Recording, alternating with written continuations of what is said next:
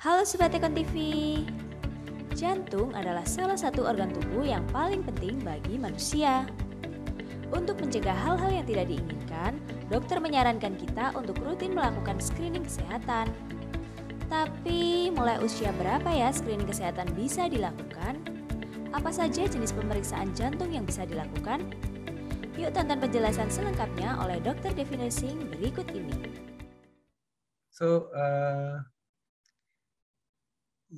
how old can do health screening? Actually, from heart point of view, we recommend yearly health screening after 40 years of age. If you should go for screening for diabetes, hypertension, yearly ECG, including test for cholesterol. The screening recommendation for somebody who is younger than 40 years of age is actually debatable.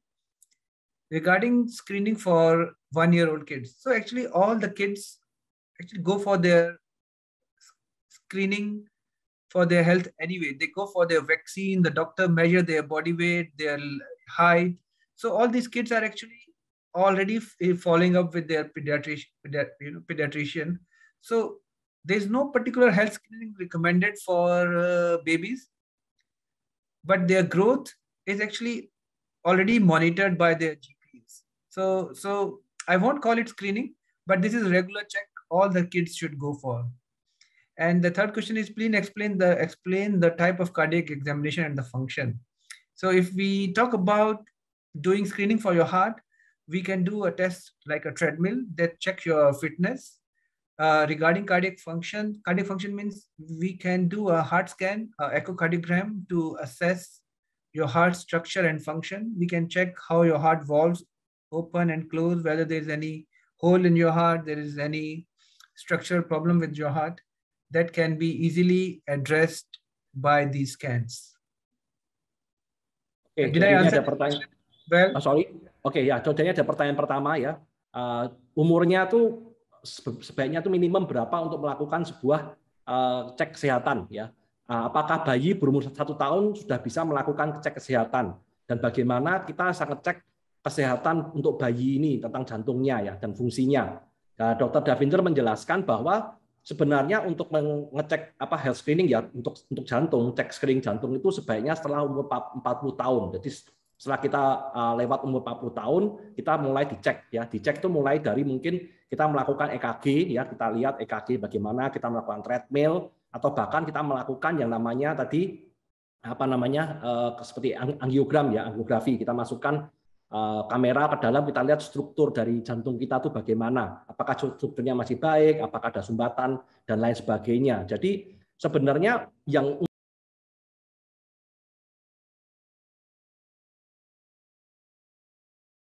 penting jantungnya, tapi memang patokannya serang umur 40. Nah, untuk umur yang 1 tahun itu sebenarnya bukan disebut health screening ya, tapi lebih ke cek biasa, karena biasanya cek ini dilakukan oleh dokter anak-anak yang memonitor pertumbuhan dari anak kita. Ya, jadi ketika anak kita tuh, bayi kita bertumbuh, ya itu diawasi atau dipantau pertumbuhannya oleh ahli dokter anak-anak. Ya, jadi dari sini kita kelihatan ataukah ini ada masalah gangguan di pertumbuhan dan lain sebagainya. Tapi untuk health screening sendiri disarankan ketika kita sudah lewat dari 40 tahun. Atau sebaiknya kita lakukan secara rutin juga bisa, misalnya cek kolesterol, cek body mass, dan lain sebagainya. Pernahkah kalian mendengar istilah henti jantung?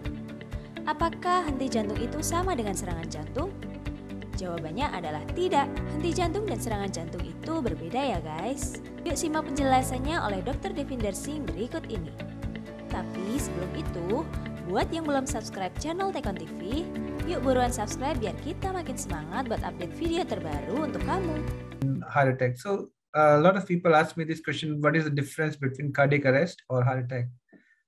So cardiac arrest is basically your heart suddenly stopping, which can lead to death, or we call it cardiac arrest. But heart attack is just one of the reasons to get cardiac arrest. Heart attack means there is blockage in your heart artery leading to heart muscle damage, which can cause cardiac arrest as a consequence of it. But cardiac arrest can occur sometimes from rhythm problem, from a weak heart without any heart artery blockage. So, but the cardiac arrest is a consequence of many heart problems leading to one outcome, that is suddenly heart stopping and dying from it. But heart attack is just one of the reasons to get cardiac arrest. Oke, jadi ada pertanyaan bagus sekali Bapak Ibu sekalian, apa bedanya ini antara henti jantung atau cardiac arrest dengan serangan jantung atau heart attack? Ya, jadi Dr. Davinder menjelaskan kalau namanya cardiac arrest itu artinya adalah jantung henti, di mana kondisi jantung kita tuh berhenti. Ya, jadi dan kalau serangan jantung itu adalah hanya suatu hal yang mungkin bisa menyebabkan jantung kita tuh berhenti. Ya, jadi mungkin serangan jantung ini disebabkan karena ada sumbatan kolesterol di dalam arteri-arteri kita. Ya, tapi kalau jantung henti atau cardiac arrest itu biasanya sebabnya karena bisa banyak hal. Mungkin dari kita punya gangguan aritmia, gangguan detak jantung, dan lain sebagainya. Banyak sekali penyakit jantung yang bisa menyebabkan jantung kita itu berhenti, dan biasanya cardiac arrest itu menyebabkan kematian. Kalau serangan jantung itu hanya mungkin dari serangan jantung ini kita ada kerusakan otot-otot jantung yang mungkin bisa menyebabkan kita mempunyai resiko jantung. Kalian pasti pernah kan melihat adegan di TV yang menunjukkan seseorang tiba-tiba jatuh tergeletak setelah mengalami syok dan marah besar? Nah, pertanyaannya, apakah stres dan marah itu berkaitan dengan penyakit jantung? Berikut penjelasannya. I think we do get stressed and angry, we all of us. And stress and anger is not because of heart problem, but stress and any kind of mental or physical stress can lead to heart problem. So sometimes it's very difficult to eliminate stress from our lives. But if we are not able to control stress for a very long period of time, or you are mentally stressed continuously, or if it is new onset, it can actually sometimes lead to heart problem or heart attack. So if you feel chest pain when you are angry or stressed, it just might mean that you may have heart artery blockage, and when your heartbeat goes faster, when it needs more blood when you are angry or stressed, at that time it's not able to cope up with that demand. So feeling chest pain with stress and anger is actually a sign of heart problem. And but stress and anger does not result from heart problem. Oke, jadi ada pertanyaan bagus sekali ini ya. Apakah stres dan marah itu berhubungan dengan penyakit jantung? Ya, karena ini sering terasa sakit di dada ketika marah dan stres ya. Jadi Dr. Davinder menjelaskan ya bahwa stres dan marah itu memang ya ada hubungannya dengan penyakit jantung, terutama stresnya ya. Kalau marah mungkin belum tentu berhubungan langsung, tapi kalau stres itu pasti berhubungan langsung dengan penyakit jantung. Dan kalau kita memang tidak mudah untuk menghindari stres. Tapi ketika kita tuh tidak bisa mengendalikan stres kita dalam waktu yang lama, nanti akan membuat kita tuh mempunyai sebuah kehidupan tuh yang terlalu tertekan dan membuat kita tuh kerja jantung kita menjadi berat dan menjadi penyakit jantung. Dan Dr. Davinder itu juga menjelaskan ya bahwa ketika kita marah, ketika kita stres dan kita terasa dada kita sesak itu sebenarnya tanda awal. Ya, tanda awal kita tuh kemungkinan sudah mempunyai sumbatan di jantung kita. Jadi perlu kita untuk melakukan pengecekan ya. Jadi ketika kita marah, kita stres itu kan detak jantung kita naik ya. Jadi kerja jantung kita bertambah. Ketika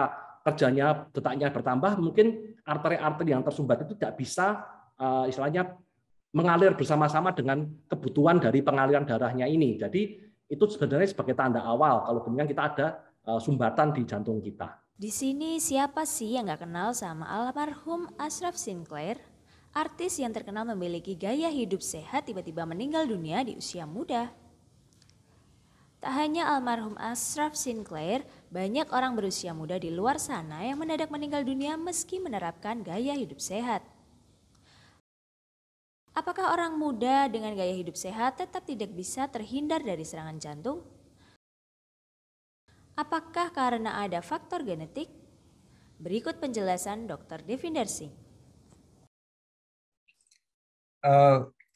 That's a good question. And sometimes, even if you don't have any risk factor, that means you are exercising regularly, you don't have diabetes, you don't have hypertension, you don't smoke, it's considered really healthy.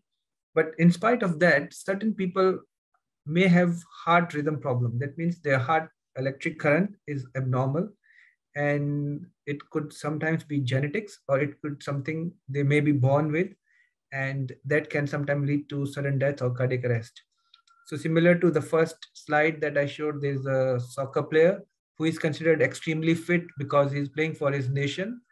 That requires really very good level of fitness, playing a soccer game at professional standards. But even then, if you are predisposed to electrical problem of your heart, you can unfortunately have a cardiac arrest. So as I mentioned earlier, cardiac arrest sometimes doesn't mean heart attack, although heart attack is something which is related to lifestyle, but there are other reasons to get cardiac arrest.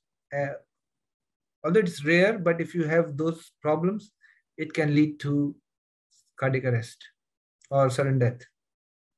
Oke, jadi ada pertanyaan bagus sekali Bapak Ibu sekalian. Ya, pertanyaannya apakah ini banyak kenapa nih ada banyak anak orang yang masih berusia muda dengan lifestyle hidup yang sehat tidak bisa menghindari henti jantung, ya. Jadi tiba-tiba jantungnya berhenti, mati mendadak gitu ya. Apakah ini karena gara-gara genetika? Ya, dijelaskan oleh Dr. Davider, sebenarnya banyak dari orang muda ya, ketika dia masih muda, badannya fit, olahraga teratur, nggak ada sumbatan, kolesterolnya juga rendah, mungkin diabetes juga tidak ada, tidak merokok sekalipun ya, jadi tidak ada gejala sama sekali. Tapi kadang-kadang juga masih bisa kita mati secara mendadak. Itu alasannya adalah kemungkinan besar seperti dijelaskan dalam video awal tadi tentang Christian Eriksen ya, seorang pemain sepak bola, yaitu dia mungkin ada masalah kelistrikan di dalam jantung dia yang mungkin dia tidak ketahui atau kenal sebelumnya. Ya, jadi kalau kita nggak ada sumbatan, mungkin ada ada kolesterol tinggi, mungkin membuat kita tuh tersumbat dan kita tuh mendapatkan serangan jantung. Tapi serangan jantung ini belum tentu membuat kita tuh mempunyai henti jantung. Jadi jantung kita tuh mungkin mengalami kerusakan, tapi belum tentu henti. Tapi kalau yang kelistrikan dan lain-lain atau yang namanya henti jantung ini, mungkin sebabnya bisa banyak. Bisa karena kelistrikannya, bisa karena fungsi jantung yang lain, otot-ototnya dan lain sebagainya. Jadi perlu kita perhatikan seperti pertanyaan tadi antara cardiac arrest dan dan heart attack ya. Jadi serangan jantung dan henti jantung ini dua hal yang berbeda. Ya, jadi yang gaya hidup yang tidak sehat itu akan membuat kita mungkin serangan jantung, tapi belum tentu itu membuat henti jantung kita. Seperti itu. Dan ini penting sekali juga, mungkin kalau sudah ada masalah kelistrikan, mungkin secara genetika juga ada keturunan penyakit jantung, bisa jadi kita juga mengalami yang namanya cardiac arrest atau henti jantung. Oke.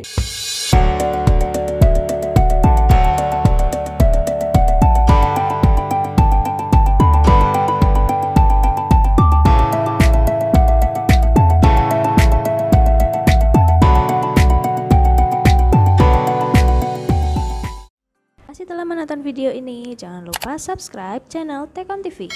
Share video ini jika kamu mendapatkan manfaat darinya. Terima kasih.